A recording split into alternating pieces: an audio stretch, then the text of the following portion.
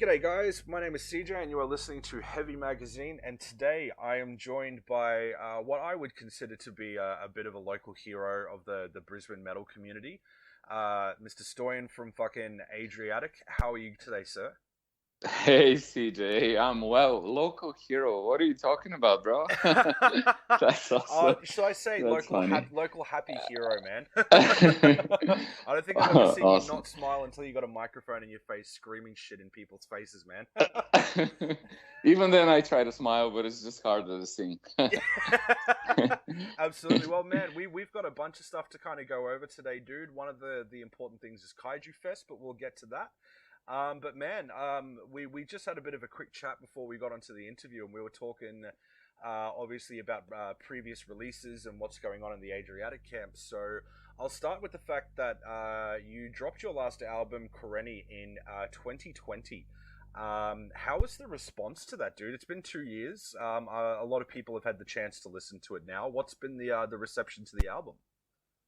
Well, we're super pleased with the response to the album and with the album itself. It was our first full length, Mm. and we put in a lot of kind of blood, sweat, and tears into it, and we wanted to just do it as close to our ultimate vision for what it should be as we wanted, and we succeeded, and people kind of felt this, in my opinion. I think it did open quite a few doors for us, and it let a lot of people check out our music and enjoy it.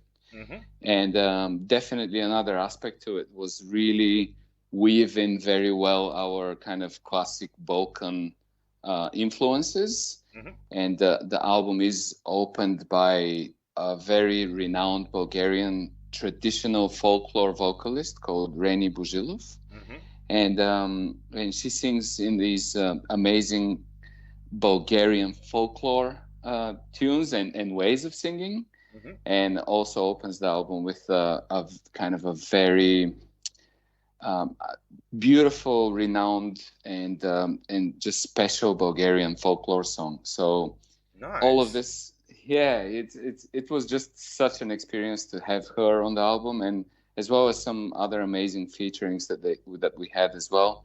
Mm. But so it definitely did what we wanted it to do. It's to kind of put us on the map after having been a band since 2006. Mm, yeah. We finally dropped the full length in 2020. So and it's crazy, and it seems to have really gotten the ball rolling for us. So we're very excited. Oh, that's awesome, man. And you also mentioned too, when we're having a quick chat, that this is actually a two-part album. Yeah, so the album is a concept album, and it's the double album is called Roots and Wings in English. Yeah.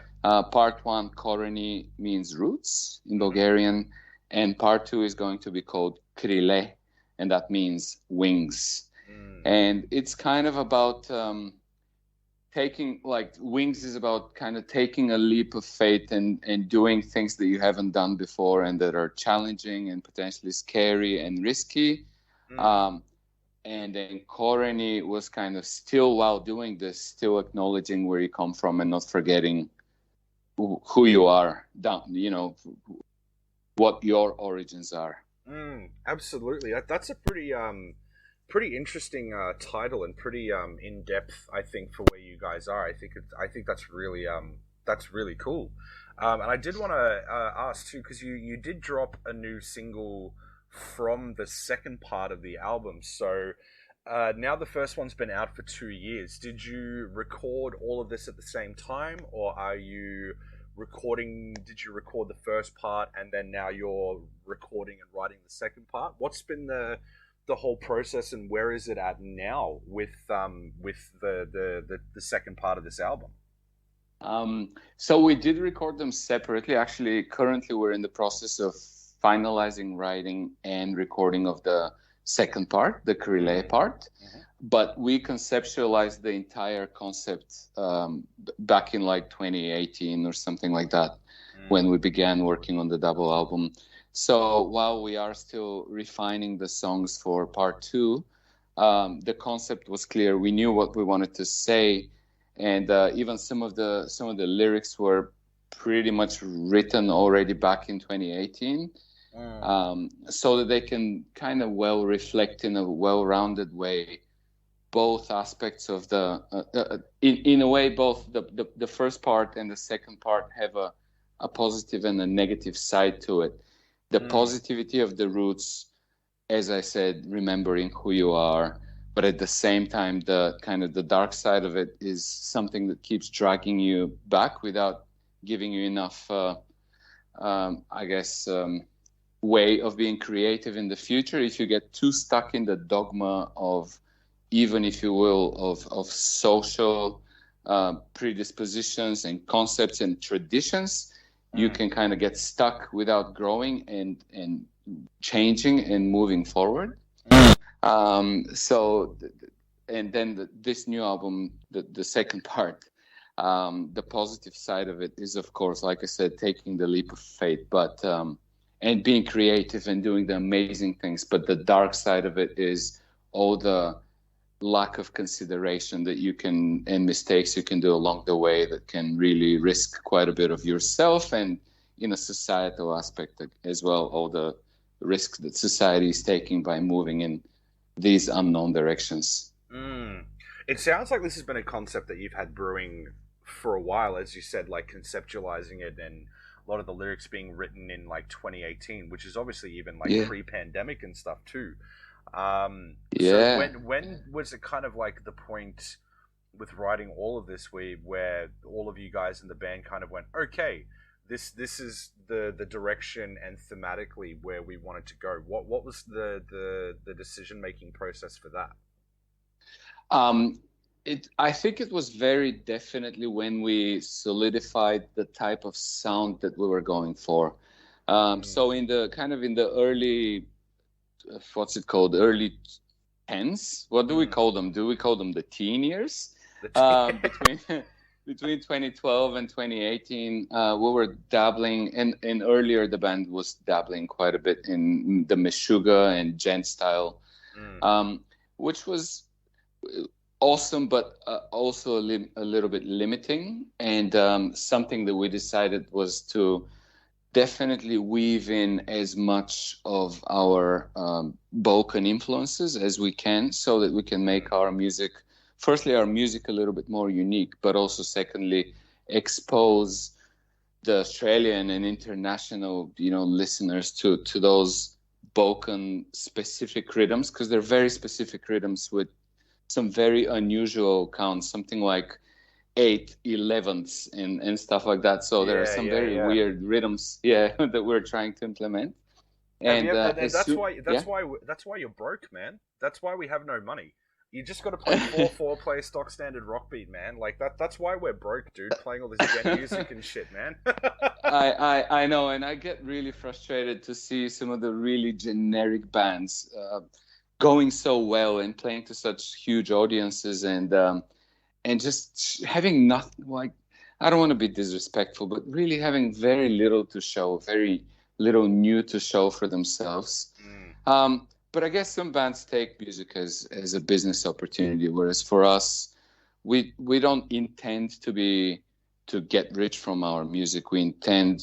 I guess our biggest wish is just to play full venues. Like that's the magic of music, because the difference, CJ, of playing to 10 people, and of course we know the drill. We give it all we got anyway, but it's just so much more exciting and inspiring when you have people moshing and crowd surfing, and it's a different energy, man. That's the big thing with it, is like, even when you're playing to 10 people, it's like, well, the energy is, fuck it, what have we got to lose? But it's like when you're playing to like 100 or 200 people, the energy is like, well, fuck it, what have we got to lose? And the energy becomes something else, man. It's the atmosphere of it, dude, I think, is what really makes those bigger crowd events and shows, is what really kind of adds a whole other energy to it, man. It kind of starts to you're creating a memory that people will take to the grave, man, Yeah, it's phenomenal. And actually, that's a funny side story that I can quickly tell is, sure. I used to sing in a hardcore band in Bulgaria between 95 in 2018, I believe, something like that. I think we dropped an album in 2018 with my Bulgarian band, and we would just, because there were so few shows, so few punk and hardcore shows happening in Bulgaria. Any show that was going on had 300 people in the venue. Right. And so we were very lucky to just always be playing to huge audiences, which were there because there was a punk show, not because of my band necessarily, but just because it was a fun thing to do. And those experiences were just life-changing. And in a way, they spoiled me a little bit. So that when I came to Australia and we started playing to my first show with Adriatic, we played at the Mansfield Tavern, by the way. It was my first show. Yeah. Same venue as Kaiju Fest. Right. And we played in the small hall, and there were 20 people there. And Adriatic went, "Yeah, that was a good show." And I went, "But nobody came. No one came. What do you mean good show?" And only then did I realize that it actually is quite common for Brisbane in Australia for shows to be not that well attended. So I guess my goal is just to bring us up to that capacity of playing full venues again. And like I said, like if you see me on stage, if there's two people, I'll interact with them and I'll sing to them happily. All of us do.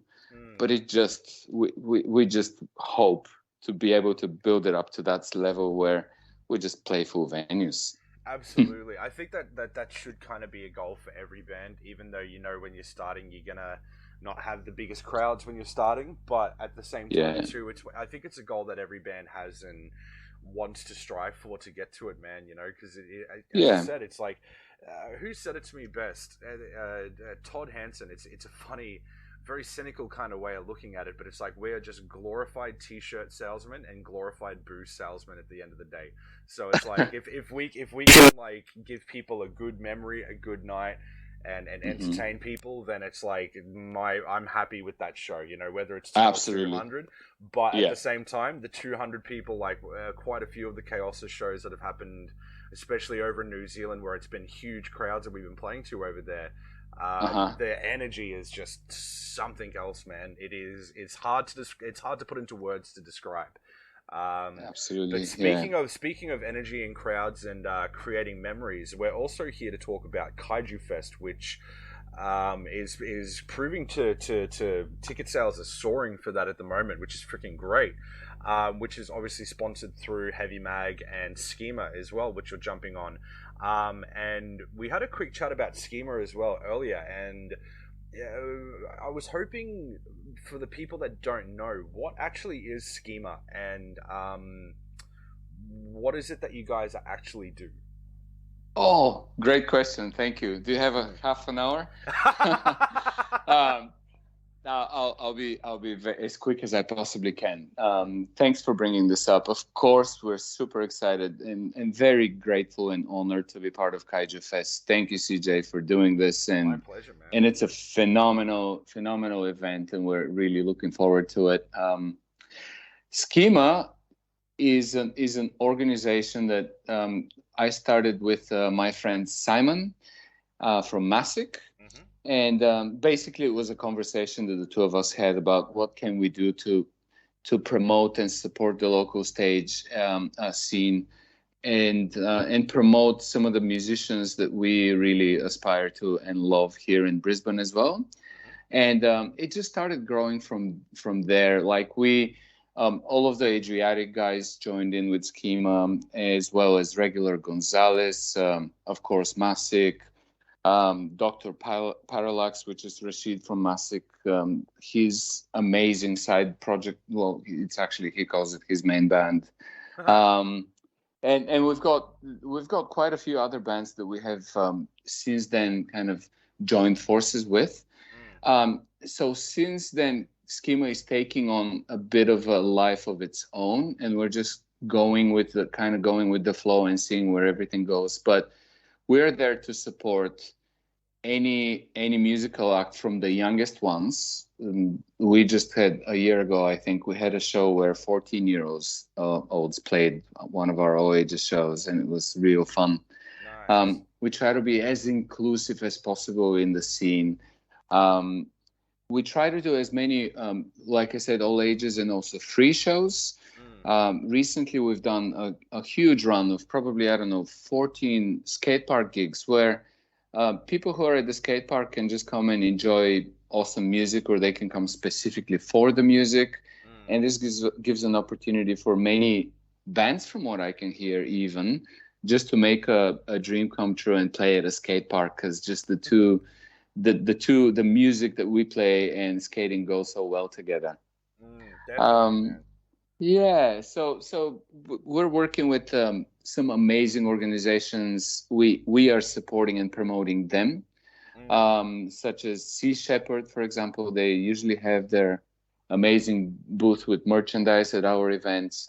We work with Kids Helpline because Schema is very big on promoting mental health. Yes. And we want to normalize help seeking for mental health. That's really big for us. We want to do as much as possible to weave this into every conversation and just remove the stigma from help seeking and from people speaking out when they're struggling.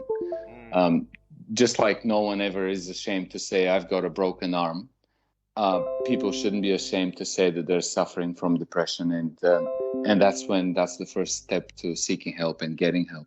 Absolutely, man. And I know that's a big thing that you guys have pushed a lot through the scene. It's a big reason why I'm so happy to have had Schema, not only yourselves through Adriatic, but also to have Schema involved in Kaiju Fest, because there are a lot of bands that I know on that bill that do really speak up about it. And, you know, I think it's going to be a good couple of weeks, because I know the week before there's Rock Meets Depression. That's going on at the Mansfield Tavern as well. So I definitely think that's a very important aspect that I think is just not... I think a lot of people like to say they talk about it, but then it's actually the follow through with that stuff, you know. And I think you guys are doing amazing stuff. So I'm stoked to have you guys on. So the date for Kaiju Fest we have is November 12th at the Mansfield Tavern. We have a big array of a whole bunch of different bands and different styles and different acts and different companies and people through the scene that are helping sponsor this event. But I got to personally ask you, man, with some of the bands that are on here, I know you have played with in the past, and there are some that you haven't. Who are you actually most excited to see for the interview? Of course, Chaosis. Please. Definitely, I want to see Chaosis, and I think I know some of the guys. Yeah, so it'll be awesome.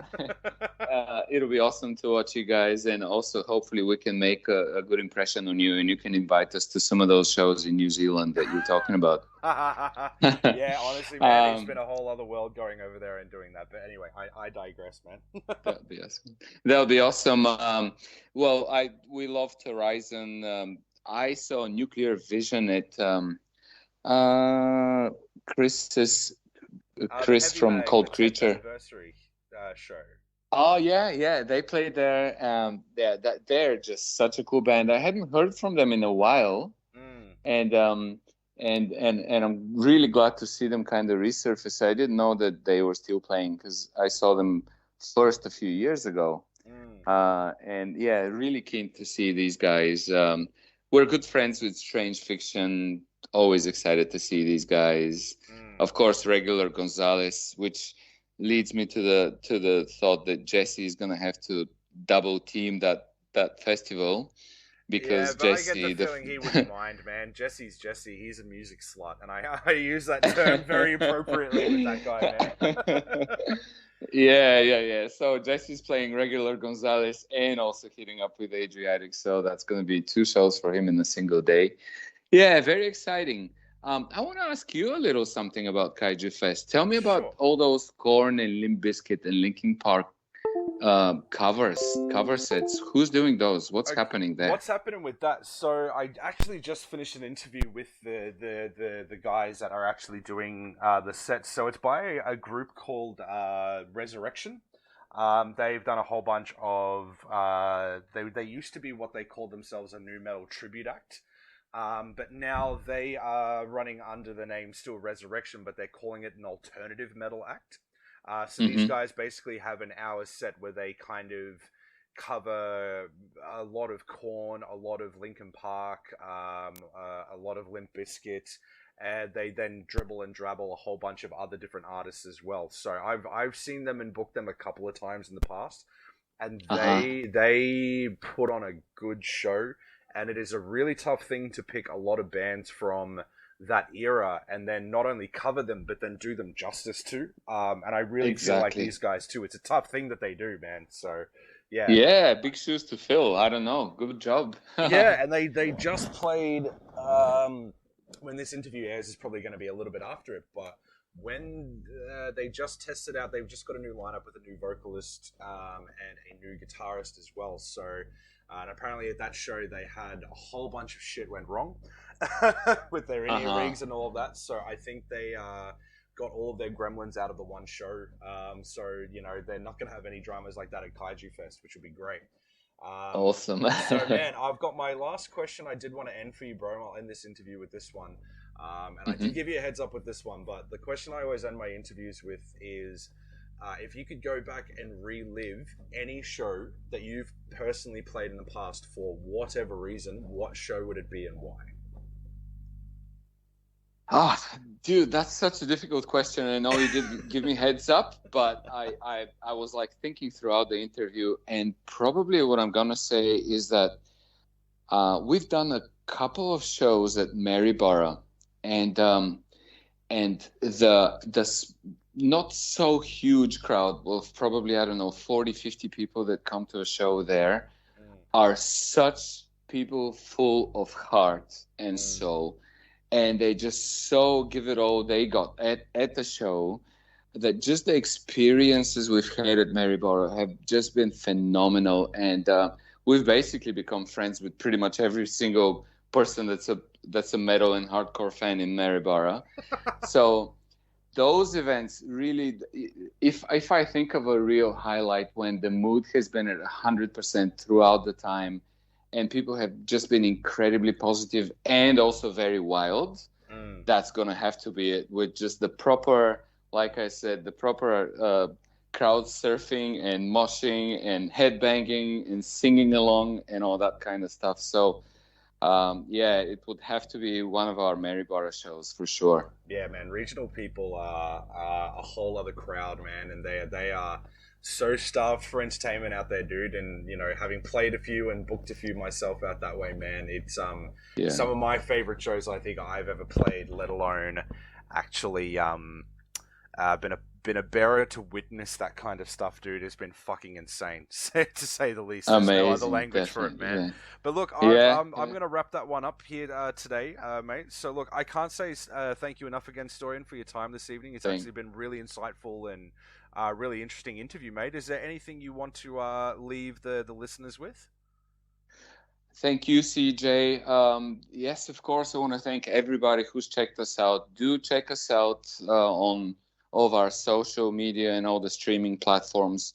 Adriatic is the name of our band. One thing to also let you know is that we released, like you said, we released the Death Funeral single this year as a first promo for our new album. Mm-hmm. We have a few limited edition, like ultra limited edition 7 inches of very crazy variants available on our page, and we're going to do giveaway raffles to people who stream us on streaming, all the streaming services, and post screenshot of streaming us on our Facebook page. So have a look at our Facebook page, have a look at all the crazy vinyl we have out for giveaway, and post a photo of you listening to Adriatic on socials, and you might get one of our one-offs or two-offs 7 inches. Dude, you heard it straight from the man himself. Well, dude, thank you so much for your time this evening, Storian. I really appreciate it, mate. Thank you, CJ. Appreciate it. Have a Go good check one. out Adriatic, mate. Go check them out. They will be appearing at Kaiju Fest at the Mansfield Tavern on November 12th. Be there. Tickets are selling fast for that one, so it's going to be a cracker event. Until then, guys, stay heavy, and we'll chat to you soon.